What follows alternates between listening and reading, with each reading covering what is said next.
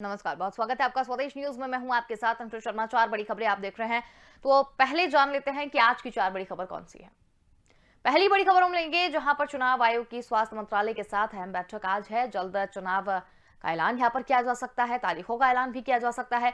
UP में 8, पंजाब में 3 चरण में मतदान का प्लान है। इसके साथ ही कोरोना के चलते लखनऊ में पीएम मोदी की रैली नहीं होगी। सपा ने रथ यात्रा रोकी है, कांग्रेस ने रैलियां रोकी है। योगी का नोएडा कार्यक्रम भी रद्द है। तीसरी बड़ी खबर लेंगे जहां पर यूपी में 12वीं तक के स्कूल बंद है। 16 जनवरी तक स्कूल बंद किए गए हैं। ऑनलाइन पढ़ाई होगी, आज से पाबंदियां भी बढ़ाई जाएंगी। चौथी और अंतिम बड़ी खबर लेंगे जहां पर 2023 के विधानसभा चुनाव में और 2024 की लोकसभा चुनाव की तैयारियां हैं। प्रदेश में 10 लाख कार्यकर्ताओं का डिजिटल डाटा भाजपा तैयार करेगी। चुनाव में बूथ विस्तारक योजना भाजपा के लिए ब्रह्मास्त्र होगी। चलिए रुक करेंगे पहली बड़ी खबर की ओर, जहां पर 5 राज्यों में अगले 2 महीने के अंदर होने वाले विधानसभा चुनावों की तारीखों पर गुरुवार को निर्णायक फैसला हो सकता है। केंद्रीय चुनाव आयोग ईसीआई ने केंद्रीय स्वास्थ्य मंत्रालय के अधिकारियों की एक अहम मीटिंग बुलाई है। इस मीटिंग में कोरोना वायरस के वैक्सीनेशन से जुड़े हालात पर भी फैसला लिया जाएगा। इसके बाद उस चुनाव की तारीख घोषित कर दी जाएगी। सूत्रों के मुताबिक उत्तर प्रदेश में 6 से 8 चरण में, जबकि पंजाब में 3 चरण में चुनाव कराने की योजना है। उत्तराखंड और गोवा में एक ही चरण में, जबकि मणिपुर में 2-2 चरण में चुनाव कराए जाने की तैयारी की गई है। तो ये बड़ी खबर आपको बता रहे हैं, जहां पर चुनावों का ऐलान आज हो सकता है। निर्वाचन सदन ने इसका कहा है। उत्तराखंड में और गोवा में एक ही चरण में चुनाव होंगे, जबकि मणिपुर में 2-2 चरण में चुनाव जाने की तैयारी जो है वो अब की जा रही है। और ज्यादा जानकारी के लिए यूपी एडिटर अकील सिद्दीकी हमारे साथ जुड़ गए हैं। जी अकील जी, उत्तर प्रदेश में होने वाले चुनाव को देखते हुए तारीखों का ऐलान जो है वो किया जा चुका है। कितने चरण में उत्तर प्रदेश में चुनाव जो है वो किए जाएंगे? देखिए अभी 5 राज्यों में जो अलग अलग चुनाव होने हैं वो अगले 2 महीने के अंदर होने हैं। ऐसे में कहीं न कहीं भारत निर्वाचन आयोग ने हर राज्य में जाके वो दौरे कर रही है और अपने प्रशासन के साथ बैठक भी कर रही है और ये सुनिश्चित कर रही है कि सारी व्यवस्थाएं हो चुकी है। उसके हिसाब से वो भारत निर्वाचन आयोग तारीख तय करेगी। जब तारीख माना भी जा रहा है कि आज तारीख तय हो सकती है, फैसला तारीख पर आ सकता है कि किन किन राज्यों में कैसे चुनाव कराने हैं, किन किन चरणों में कराने हैं। हालांकि हालात ये है कि उत्तर प्रदेश में भी अगर देखा जाए जो चुनाव होने, उसमें 8 चरण में चुनाव पहले होते रहे, तो ऐसे में माना जा रहा है कि 6 से 8 चरण में चुनाव उत्तर प्रदेश में कराए जा सकते हैं। इसके अलावा अगर हम पंजाब में बात करें, पंजाब में ये माना जा रहा है कि 3 चरणों में चुनाव हो सकते हैं। इसके साथ साथ उत्तराखंड देखा जाए तो और गोवा, क्योंकि उसमें सीटें बहुत कम है, ऐसे में माना जा रहा है कि उसमें एक साथ ही एक ही चरण में सारे चुनाव जो संपन्न कराए जा सकते हैं। इसके अलावा मणिपुर में 2-2 चरणों में चुनाव कराया जा सकता है, क्योंकि भारत निर्वाचन आयोग हर राज्य में जाके इन सभी राज्यों में गई है और जाके वो अपने प्रशासन के साथ सरकार के साथ बैठक करके, उनके अधिकारियों के साथ बैठक करके बूथ स्तर कहाँ की वोटर लिस्टों में नाम बढ़ोतरी और कटौती को लेकर भी अपने कार्य पूरी कर चुकी है। कहाँ पर भारत निर्वाचन आयोग और जिला निर्वाचन आयोग के द्वारा कौन कौन सी सुविधाएं बूथ पर देनी है, कहाँ कहाँ बूथ बननी है, बूथ कहाँ पर संवेदनशील है, उन सभी की रिपोर्ट लेकर देखा जाए तो ब्यूरोक्रेसी के साथ बैठक की थी। बैठक करने के बाद ये माना जा रहा था कि जब भारत निर्वाचन आयोग कुछ ही दिनों में ये घोषणा कर सकती है, तारीखों का ऐलान करेगी। हालांकि ये भी माना जा रहा था कि जल्द इसी फरवरी में चुनाव हो सकते हैं। तो ऐसे में आज भी ये टिकटिकी लगाए सारे दल बैठे हुए हैं कि चुनाव इसी फरवरी में होगी। लेकिन हालांकि जो चाहे वो कांग्रेस रही हो या अन्य दल रहे हो, वो बराबर भारत निर्वाचन आयोग से ये अपील करते रहे हैं कि चुनाव को टाल दिया जाए। हालांकि कोविड जिस तरह बढ़ रही है, जिस तरह वायरस की तेजी से बढ़ोतरी हो रही है, इन सभी 5 राज्यों में भी बढ़ोतरी हो रही है। उत्तर प्रदेश में सबसे तेजी से बढ़ रहा है, दिल्ली में बढ़ रहा है। तो ऐसे में माना जा रहा था कि चुनाव को कहीं न कहीं आगे बढ़ा दिया जाएगा, 2 महीने बाद कराया जाएगा। हालांकि अभी इस पर कोई फैसला नहीं आया है, लेकिन भारत निर्वाचन आयोग और हर राज्यों के निर्वाचन आयोगों ने अपनी अपनी तैयारी चुनाव की पूरी कर ली है। इनकी कहाँ ड्यूटी लगनी है, कहाँ बूथ बनने हैं, कहाँ कैसे बूथ स्तर पे फैसिलिटी देनी है, कहाँ पर 60 साल के ऊपर के लोगों को कैसे मतदान कराना है, ऐसे कहाँ बूथ कहाँ पोस्ट अतिरिक्त पोस्ट लगानी है और कहाँ पर जिला प्रशासन ने जो बहुत ज्यादा दिनों से टिके हुए हैं, उनकी कहाँ पे तबादले करने, काफी तेजी से तबादले भी उत्तर प्रदेश में हर जिलों में किए गए हैं भारत निर्वाचन आयोग की तरफ से। तो ऐसे में कहीं नहीं ये माना जा रहा है कि इसी फरवरी में चुनाव हो सकते हैं। ऐसे में भारत निर्वाचन आयोग और राज्य के निर्वाचन आयोगों ने अपनी तैयारी पूरी कर ली है। ऐसे में आज ये गुरुवार को माना जा रहा था कि आज ये फैसला आ सकता है कि तारीखों का ऐलान होता है। हालांकि अगर तारीखों का ऐलान होता है तो उत्तर प्रदेश सहित जिन 5 राज्यों में चुनाव है, पंजाब है, उत्तराखंड है, मणिपुर है, गोवा है, इन सभी राज्यों में कहीं ना कहीं चुनाव संपन्न कराया जा सकता है। हालांकि अब अगर चुनाव अगर फरवरी में कराया जाएगा तो कहीं ना कहीं पूरी तरीके से कोविड का पालन जरूर कराना पड़ेगा, क्योंकि बहुत तेजी से वायरस बढ़ रहा है। और सबसे बड़ी बात होती है कि जब चुनाव होता है तो वोटर बाहर भी रहते हैं, क्योंकि तो वोटर बाहर परिवार छोड़ के जो जॉब करने जाते हैं, जो बाहर नौकरी करते हैं, चाहे वो अन्य दूसरे राज्यों के हो, चाहे विदेशों में रहते हैं, तो उन्हें कहीं ना कहीं गांव के प्रधान होते हैं, चाहे विधायक होते हैं, वो अपने वोटरों को पैसा देके बुलाते हैं, किराया देके। तो कहीं ना कहीं जब बाहर से लोग आएंगे तो संक्रमण लेके आएंगे, ये कहीं ना कहीं अंदेशा रहता है। ऐसे में कैसे उन वोटरों को रोकेगी प्रशासन, रोकेगी, उसकी जांच कैसे करेगी?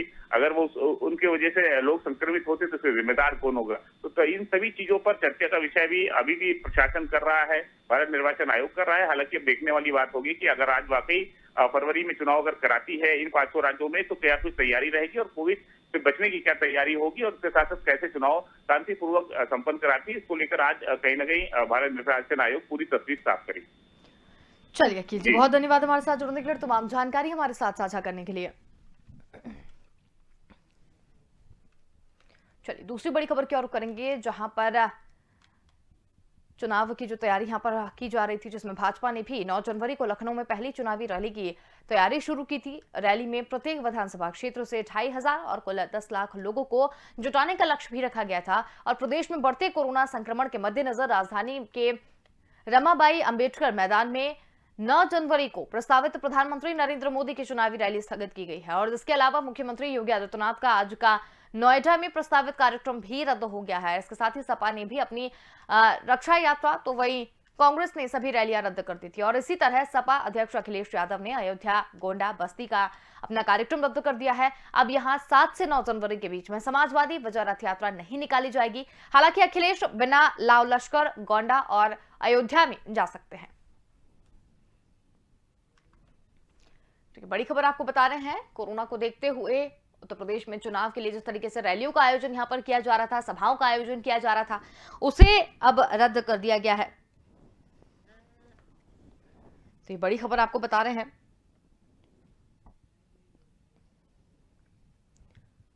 लखनऊ में पीएम मोदी की रैली भी नहीं होगी। ज्यादा जानकारी के लिए लखनऊ संवाददाता पवन कुमार हमारे साथ यहां पर जुड़ गए हैं। जी पवन, जिस तरीके से उत्तर प्रदेश में चुनाव बढ़ते जा रहे हैं, रैलियां और सभाओं का आयोजन भी हो रहा था लगातार, अब कहीं ना कहीं उस पर अंकुश लग गया है कोरोना को देखते हुए, क्या कुछ अधिक जानकारी? जी बिल्कुल, देखिए कोरोना के बढ़ते मामलों के बीच देश की रफ्तार एक बार फिर से थमने लगी है। वहीं कई राज्यों में स्कूल कॉलेज बंद कर दिए गए हैं, कई राज्यों में नाइट कर्फ्यू लगा दिया गया है, दिल्ली में वीकेंड लॉकडाउन लागू किया गया है। तो वहीं राजनीतिक जो गलियारे में कोरोना की ओमिक्रॉन की जो हलचल पैदा कर रही थी, वो दरअसल कई नेता जो कोरोना की चपेट में आए, इसके बाद में जो राजनीतिक जो रैलियां थी वो पूरी तरीके से रद्द की गई हैं, क्योंकि समाजवादी पार्टी की जो 9 तारीख को रैली थी बस्ती में और कई जिलों में थी, उसको भी रद्द किया गया है। साथ ही ये जो यूपी के होने वाले जो चुनाव को लेकर जो चल रही रैलियों को इसमें और भी जो तमाम राजनीतिक पार्टियां वो भी रद्द करने के लिए अपनी रणनीतियां बना रही। साथ ही जो बड़ी संख्या में भीड़ उमड़ती थी, उसके तमाम जो राजनीतिक कार्यक्रम पर सवाल इसमें शुरू हुए थे, लेकिन जो राजनीतिक पार्टियों ने अपने बड़े कार्यक्रम जो है उनके उस पर जो है उसको रोक लगा दिया है। साथ ही जो क्योंकि पीएम मोदी की जो तमाम रैलियां थी उसको भी रद्द की गई है। जी बिल्कुल, योगी का नोएडा कार्यक्रम भी निरस्त कर दिया गया है। इसके साथ ही सपा और भी जो अन्य दल हैं उनकी भी अगर बात की जाए, कांग्रेस की बात की जाए, तो उन्होंने भी अपनी रैलियों को, संबोधन को निरस्त कर दिया है। जी बिल्कुल, देखिए प्रधानमंत्री नरेंद्र मोदी की 9 जनवरी को लखनऊ में होने वाली जो जनसभा थी उसको रद्द किया गया है। बताया भी जा रहा है कि बारिश और कोरोना के बढ़ते मामलों के चलते ये जो रैली है उसको रद्द करने का फैसला लिया गया है। मौसम विभाग ने भी जारी किया था कि 8 और 9 जनवरी को लखनऊ में भारी बारिश की आशंका जताई जा रही है। तो वहीं सूत्रों की अगर मुताबिक ये भी खबर आ रही थी कि जो कोरोना के जो बढ़ते मामले हैं उसको लेकर रद्द किया गया है। अगर हम कांग्रेस की बात करें तो देश में बढ़ते मामलों को देखते हुए कांग्रेस ने भी फैसला लिया है कि उत्तर प्रदेश की जो बड़ी चुनावी जो सभाएं हैं, कार्यक्रम है, मैराथन का आयोजन नहीं किया जाएगा। तो और कांग्रेस के जो वरिष्ठ नेता हैं, उत्तर प्रदेश कांग्रेस कमेटी के नेताओं से भी बात और कोरोना की जो सुरक्षा को लेकर ध्यान में रखते हुए यह फैसला लिया गया कि कांग्रेस के जो एक वरिष्ठ नेता हैं, पंजाब, उत्तराखंड, गोवा, मणिपुर और प्रदेश कांग्रेस जो उत्तर प्रदेश की कांग्रेस कमेटी भी जल्द ही फैसला करेगी। इन सभी राज्यों की जल्द ही विधानसभा चुनाव होने वाले हैं। अखिल भारतीय कांग्रेस कमेटी में चुनावी राज्यों की अपनी जो इकाइयां हैं वो यहाँ स्थित जो इसकी समीक्षा करेंगे और साथ ही जो कार्यक्रम है उसको रोकने का निर्णय लेंगे। और सीएम योगी का जो कार्यक्रम है वो भी स्थगित किया गया है। उत्तर प्रदेश के गौतम बुद्ध नगर में 6 जनवरी को मुख्यमंत्री योगी आदित्यनाथ का प्रस्तावित कार्यक्रम स्थगित किया गया है। गौतम बुद्ध नगर के जो जिला सूचना अधिकारी राकेश चौहान है, उन्होंने 6 जनवरी को मुख्यमंत्री का जो प्रस्तावित कार्यक्रम है स्थगित किया है। हालांकि कार्यक्रम चलने के पीछे स्पष्ट वजह नहीं बताई जा रही है, लेकिन ये भी माना जा रहा है कि तो ओमिक्रॉन और कोरोना के जो बढ़ते मामले हैं उसको देखते हुए यह निर्णय लिया गया है। जी चलिए, बहुत धन्यवाद पवन, हमारे साथ में जुड़ने के लिए और तमाम जानकारी हमारे साथ साझा करने के लिए।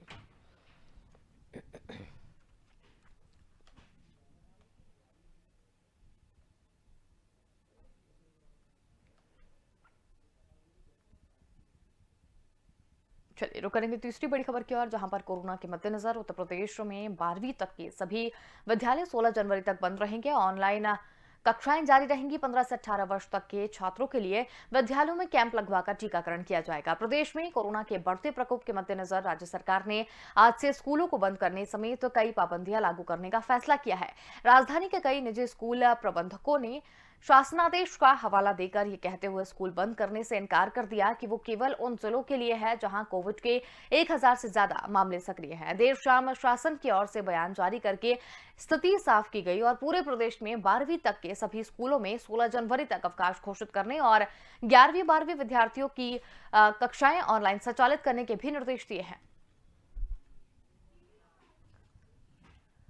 उस वक्त की बड़ी खबर आपको बता रहे हैं, जहां पर यूपी में फिर स्कूलों को बंद कर दिया गया है। आज से फिर से पाबंदियां जो हैं वो बढ़ जाएंगी। कोरोना के प्रकोप को देखते हुए ये निर्णय लिया गया है। 16 जनवरी तक के लिए स्कूल बंद किए गए हैं। तो ये लगातार बड़ी खबर आपको बता रहे हैं, जहां आज से और पाबंदियां बढ़ जाएंगी। उत्तर प्रदेश में फिर से स्कूलों को बंद कर दिया गया है। ऑनलाइन क्लासेस जो है वो लगातार जारी रहेंगी। इसके साथ ही 12वीं तक के स्कूलों को बंद कर दिया गया है। 16 जनवरी तक के लिए स्कूलों को बंद कर दिया गया है। जिस तरीके से कोरोना का प्रकोप लगातार उत्तर प्रदेश में देखने को मिल रहा है, सरकार सजग हो गई है और सुरक्षा की दृष्टि से आज से फिर से पाबंदियां जो हैं वो उत्तर प्रदेश में देखने को मिलेगी। गाइडलाइन का पालन कराया जाएगा। मास्क, सैनिटाइजेशन पर खास ध्यान दिया जाएगा। और ज्यादा जानकारी के लिए हमारे साथ यूपी एडिटर अकील सिद्दीकी जुड़ गए हैं। जी अकील जी, आज से फिर से पाबंदियां जो हैं वो बढ़ जाएगी और एक बार फिर से स्कूल कॉलेजों में इसका असर देखने को मिलेगा। अगर स्कूलों की बात करें तो 12वीं तक के स्कूलों को आज से फिर बंद कर दिया जाएगा। क्या कुछ अधिक जानकारी? देखिए, मुख्यमंत्री ने निर्देश दिया कल टीम 9 के साथ उन्होंने बैठक की स्वास्थ्य विभाग के साथ। तो उन्होंने साफ तौर पे कक्षा 10वीं तक के सभी विद्यालयों को 16 जनवरी तक अवकाश घोषित कर दिया है और 11वीं और 12वीं के जो बच्चे हैं उनको केवल टीकाकरण के लिए ही विद्यालय बुलाए जाएंगे। हालांकि टीकाकरण के अगले दिन तक बच्चों को अवकाश दिया जाएगा। शेष अवधि में यानी 11वीं और 12वीं के जो विद्यार्थी हैं उनकी कक्षाएं ऑनलाइन माध्यम से संचालित की जाएगी। इसका लेकर कहीं न कहीं सख्ती से पालन कराने का भी निर्देश मुख्यमंत्री ने दे दिया है। हालांकि देखिए कि उत्तर प्रदेश में कहीं न कहीं मौसम भी खराब है और वायरस की बहुत तेजी से बढ़ोतरी हो रही है। ऐसे में कहीं न कहीं अब 16 जनवरी तक अवकाश घोषित कर दी गई है। बच्चों को स्कूल लाने में मना भी किया गया है। हालांकि कई ऐसे स्कूल प्राइवेट हैं जिन्होंने छुट्टी करके उन्होंने ऑनलाइन पढ़ाई शुरू करा दी है, क्योंकि कोविड के जो वायरस है, जो नए वायरस को लेकर, वेरिएंट वायरस को लेकर कहीं न कहीं बहुत तेजी से बढ़ोतरी उत्तर प्रदेश में भी हो रही है। तो ऐसे में राजधानी लखनऊ सहित प्रदेश के कई जिलों में, महानगरों में भी लोगों ने स्कूलों को बंद करा दिया है और उसके बाद कहीं न कहीं ऑनलाइन पढ़ाई शुरू करा दी है। ऐसे में कहीं न कहीं बच्चों को टीका जो लगना है उनके लिए केवल स्कूल बुलाया जा रहा है। टीका लगाने के बाद वो 2 दिन अवकाश पे उनको रखा जाएगा। यदि अगर लगता है कि उनके जिन जिलों में बहुत कम संक्रमण है, बहुत कम वायरस है, नहीं है उसके एक्टिव केसेस हैं, वहां पर ही स्कूल खुले जाएंगे जो प्राइवेट और है। बाकी सरकारी स्कूलों को 16 जनवरी तक की छुट्टी दे दी गई है। हालांकि उत्तर प्रदेश में ठंड का भी मौसम की मार पड़ रही है। आज भी सुबह से देर रात से राजधानी लखनऊ से कई जिलों में देखा जाए तो बहुत तेज बारिश भी हो रही है। तो ठंडक का जो मौसम वो बहुत तेजी से बढ़ भी रहा है, फॉग भी बहुत तेज हो रहा है। ऐसे में शासन प्रशासन ने भी अपने जिले स्तर पर कई स्कूलों को बंद करा दिया गया है और शीतकालीन जो छुट्टी है उसे भी दे दी गई है। तो ऐसे में अब जिले स्तर के प्रशासन को भी जिम्मेदारी है कि वो कहीं ना कहीं अगर उनको मौसम की खराब ज्यादा लगती है तो भी स्कूल में छुट्टी दे सकते हैं, और वायरस अगर बढ़ रहा है तो उसकी कहीं ना कहीं गाइडलाइन को भी मानक के आधार पर उसे पूरा कराएं और उसकी सख्ती से पालन कराएं और स्कूल सख्ती से निर्देश दें। क्योंकि बहुत से ऐसे प्राइवेट स्कूल होते हैं जो स्कूल वायरस को अनदेखा करते हैं और भारी भीड़ में बच्चों को बुलाते हैं। तो उस गाइडलाइन को पालन कराने के लिए सख्ती से निर्देश भी मुख्यमंत्री ने सभी जिले के जिलाधिकारियों को भी दिया। चल, बहुत धन्यवाद अखिल जी हमारे साथ में जुड़ने के लिए और तमाम जानकारी हमारे साथ साझा करने के लिए।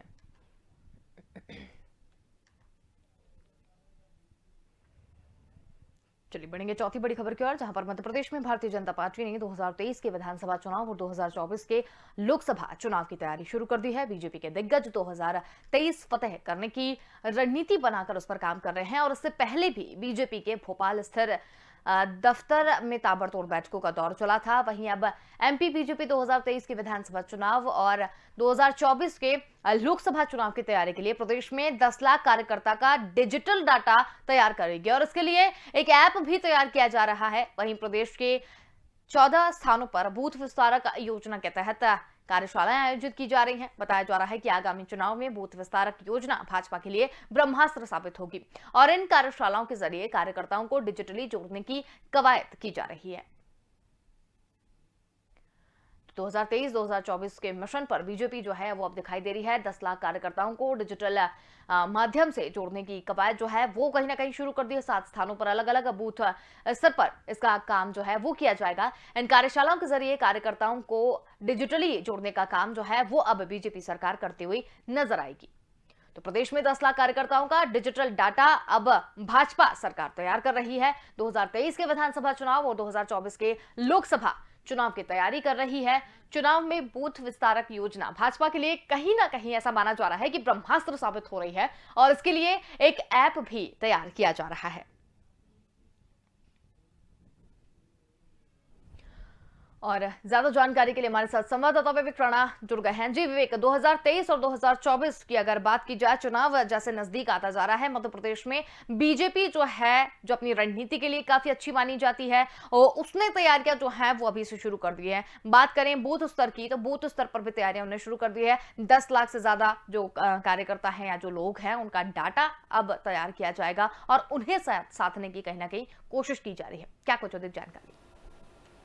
बिल्कुल अंश में मध्य प्रदेश की बात की जाए तो मध्य प्रदेश में दोनों ही राजनीतिक पार्टी अब 2023 और 24 के चुनाव के लिए जो रणनीति है वो तैयार करना शुरू कर दी है। बीजेपी पार्टी की बात की जाए तो लगातार बीजेपी पार्टी में बैठकों का दौर देखने को मिल रहा था, मगर कल की बात की जाए और आज की बात की जाए तो बूथ विस्तार को लेकर कार्यशाला का आयोजन किया गया है, जिसमें बात की जाए जिला अध्यक्ष की बात की जाए, मंडल अध्यक्ष की बात की जाए, तमाम पदाधिकारियों की बात की जाए, सभी को कार्यशाला में ट्रेनिंग दी जा रही है। साथ ही बात की जाए डिजिटल की तो डिजिटल प्लेटफॉर्म के माध्यम से एक डाटा तैयार किया जा रहा है, एक एप्लीकेशन तैयार की जा रही है जिसमें करीब 10 लाख कार्यकर्ताओं का डाटा रहेगा और उसमें और बात की जाए 2023 और 24 के चुनाव में कहीं ना कहीं ये डाटा बीजेपी पार्टी उपयोग करती नजर आएगी। मगर बात की जाए आज की तो आज फिर एक बार फिर बूथ विस्तार की जो कार्यशाला है वो आयोजित की गई, जिसमें तमाम जो पदाधिकारी हैं जो कार्यकर्ता वो सभी मौजूद है। जिस प्रकार से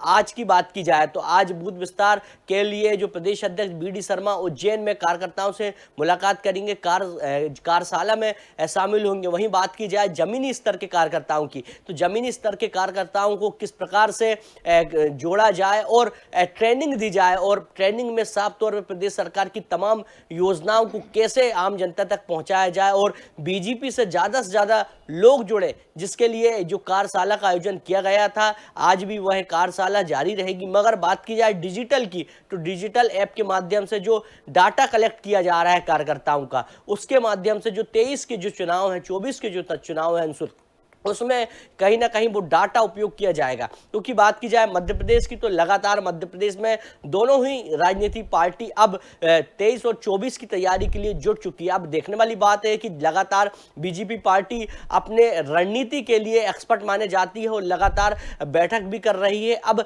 2023 के विधानसभा चुनाव की बात की जाए तो विधानसभा चुनाव में क्या जिस प्रकार से बीजेपी पार्टी द्वारा रणनीति तय की जा रही है उसका फायदा बीजेपी को कितना होगा? जी बिल्कुल विवेक, लेकिन जिस तरीके से बीजेपी की बात करें फायदा तो होगा, लेकिन कहीं ना कहीं ये भी माना जा रहा है कि बूथ स्तर पर जिस तरीके से बीजेपी तैयारी कर रही है, चाहे वो डाटा संकलन का कार्य हो या बूथ स्तर पर कार्यकर्ताओं का सम्मेलन आयोजित करना और उन्हें समझाना, ये कहीं ना कहीं बीजेपी के लिए एक ब्रह्मास्त्र साबित होता हुआ नजर आ रहा है। बिल्कुल अंशुल, क्योंकि बात की जाए कुछ दिन पहले की तो जो प्रदेश प्रभारी है पी मुरलीधर, उनका दौरा था और उन्होंने साफ कहा था कि बूथ स्तर की बात की जाए, जिला स्तर की बात की जाए, सभी कार्यकारिणियों को पूरी करना है। क्योंकि कई सालों की बात की जाए तो करीब 2 सालों से जो जिला स्तर की जो कार्यकारिणी है और जो तहसील स्तर की कार्यकारिणी है वो पूरी नहीं हुई थी, जिसके चलते बात की जाए प्रदेश प्रभारी की जो नाराजगी है वो साफ देखने को मिल रही थी। इसके बाद बात की जाए मध्य प्रदेश के अलग अलग जिलों के जो जिला अध्यक्ष हैं उन्होंने जो कार्यकारिणी है वो पूरी कर ली। और बात की जाए मध्य प्रदेश की तो मध्य प्रदेश सरकार ने निगम मंडल के जो अध्यक्ष पद हैं उनकी भी नियुक्ति कर दी है। अब देखने वाली बात यह है कि जिस प्रकार से बीजेपी पार्टी बूथ स्तर के कार्यकर्ताओं को भी ट्रेनिंग दे रही है और बात की जाए जिला स्तर के कार्यकर्ताओं को, तो सभी को जो बीजेपी पार्टी है ट्रेनिंग देती नजर आ रही है। और साथ ही बात की जाए प्रदेश सरकार की जो आने वाली योजना है वो किस प्रकार से लोगों तक पहुंचे और किस प्रकार से लोगों को उसका फायदा मिले और बीजेपी पार्टी से लोग कैसे जुड़े, इसको लेके लगातार कार्यशाला चल रही है। जी बिल्कुल विवेक, बहुत धन्यवाद हमारे साथ जुड़ने के लिए और तमाम जानकारी हमारे साथ साझा करने के लिए। तो बीजेपी का ब्रह्मास्त्र कितना काम आएगा, बीजेपी किस तरीके से तैयारियों में जुटी हुई है और उसकी ये रणनीति आने वाले चुनावों में किस तरीके से विजय दिलाएगी, ये तो फिलहाल आने वाला वक्त बताएगा। फिलहाल के लिए इतना ही। देखते रहिए स्वदेश न्यूज, क्योंकि सबसे पहले देश।